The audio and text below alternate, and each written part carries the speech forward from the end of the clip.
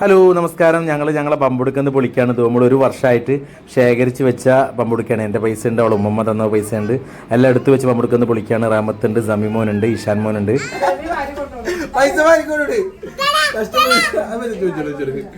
കുറച്ച് ദിവസം കൊണ്ട് റാമത്തിന്റെ ദോമോളുടെ സമ്പാദ്യമാണ് ഇത്. എന്റെ പേഴ്സിൽ നിന്ന് അടിച്ചു മാറ്റിട്ട് വെക്കുന്ന പൈസ ഒരാളോട് വന്നിട്ടുണ്ട്. ഇത് ഞാൻ മാത്രം കൊടുത്ത പൈസ അല്ല കേട്ടോ, എന്റെ അടുത്ത് പൈസ മാത്രമല്ല, അവളെ ഉമ്മമ്മ അവളെ ഉപ്പൊക്കെ കൊടുത്ത പൈസ ഒക്കെ എടുത്തു വെച്ചതാണ്. മൊത്തത്തിൽ എത്ര രൂപ ഉണ്ടെന്നുള്ളത് എണ്ണി നോക്കുകയാണ് ഞങ്ങള്.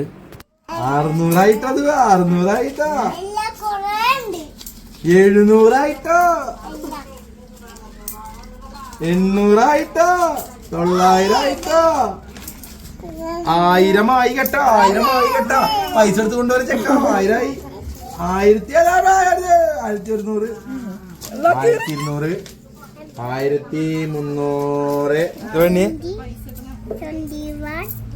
ചില്ലറക്കായി വായിടുന്ന നോക്ക്. ഇതാ റാമത്തതാ, ഇതെന്റെ മോളെ സമ്പാദ്യമാണ്. എന്റെ മോളെ സമ്പാദ്യം, മോളെ മമ്മയും പപ്പിയും എന്റെ പേഴ്സിൽ നിന്നൊക്കെ അടിച്ചു മാറ്റിട്ടൊക്കെ ഇട്ടിട്ട് ഉള്ള സമ്പാദ്യമാണ്. നമുക്ക് നോക്കാം. ഹലോ ബാബു ബാബു ബാബു. അപ്പൊ ഞങ്ങളെ ബമ്പുടുക്കാന്ന് പറയും നമ്മള് അല്ലെ. ബമ്പുടുക്ക പൊളിച്ചപ്പോ ഓക്കെ, ഞങ്ങളെ ബമ്പുടുക്ക പൊളിച്ചപ്പോ മൊത്തം 3000 രൂപ അല്ലെ, 3000 സംതിങ് രൂപ കിട്ടി, നോട്ടും ചില്ലറൊക്കെ ആയിട്ട്. ജോമോൾക്ക് എന്താ വേണ്ടി? മൈലാഞ്ചി മോതിരം, പിന്നെ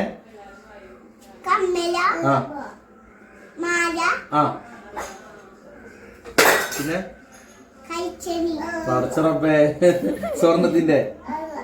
സ്വർണത്തിന്റെ അതാ ലുക്കിന്റെ ആയിക്കോട്ടെ ഷാള. അപ്പൊ അത് ഞങ്ങളെ മകളെ സമ്പാദ്യമാണ്, അവളെ അമ്മ കൊടുത്തതും പിന്നെ എന്റെ പേഴ്സിൽ നിന്നൊക്കെ എടുത്തൊക്കെ ആയിട്ടില്ല. പിന്നെ ഞങ്ങൾ പുതിയൊരു പമ്പെടുക്ക് വാങ്ങും. ഇന്ന് മുതൽ സ്റ്റാർട്ട് ചെയ്യും. അടുത്ത വർഷത്തേക്ക് നമ്മൾ വീണ്ടും പൊളിക്കും.